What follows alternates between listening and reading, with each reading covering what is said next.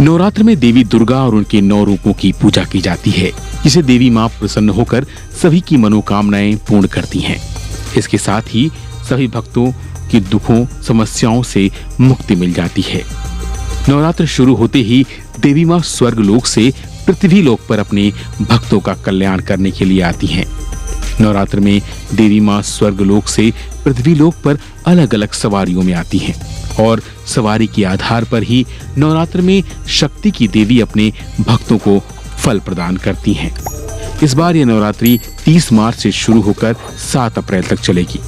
9 दिनों तक मां अलग अलग रूपों में भक्तों की मनोकामनाएं पूरी करती हैं और भक्त व्रत रखकर मां की यथाशक्ति पूजा अर्चना करते हैं।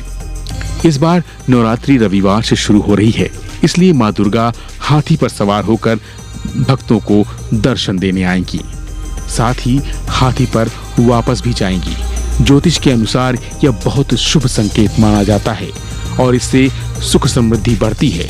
आइए जानते हैं मां दुर्गा का हाथी पर आने का क्या संकेत है।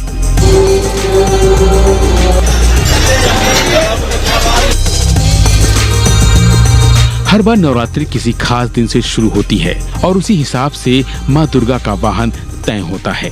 अगर नवरात्रि रविवार या सोमवार से शुरू होती है तो मां हाथी पर आती हैं। ज्योतिष शास्त्र के अनुसार मां दुर्गा का हाथी पर आगमन अत्यंत शुभ माना जाता है। हाथी समृद्धि, शांति और ऐश्वर्य का प्रतीक है।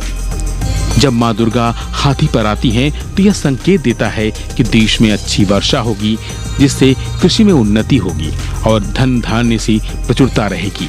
इसके साथ ही आर्थिक तरक्की और समृद्धि का योग भी बनता है।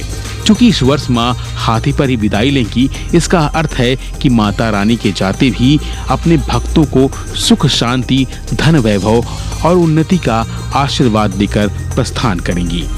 चैत्र नवरात्रि 2025 में मां दुर्गा का हाथी पर आगमन और प्रस्थान एक अत्यंत शुभ संकेत है। इससे अच्छी बारिश, आर्थिक समृद्धि और समाज में शांति संचार होने की संभावना प्रबल है। भक्तों के लिए यह एक शुभ संकेत है, जिससे वे मां दुर्गा की उपासना कर अपने जीवन में सुख समृद्धि का वरदान प्राप्त कर सकते हैं। वहीं नवरात्रि की शुभ कलश स्थापना भी होती है, जिसे बहुत ही शुभ माना जाता है। इस साल कलश स्थापना के लिए शुभ मुहूर्त 30 मार्च को सुबह 6:13 से 10:21 तक रहेगा। इसके अलावा अभिजीत मुहूर्त दोपहर 12 बजे से 12:50 तक रहेगा। इस दौरान कलश स्थापित करना बहुत ही शुभ माना जाता है, जिससे घर में सकारात्मक ऊर्जा आती है और देवी की कृपा बनी रहती है। तो इस बार नवरात्र में आप भी माता की सच्चे मन से पूजा अर्चना करें, जिससे आपकी हर मनोकामना माता रानी पूरी करें।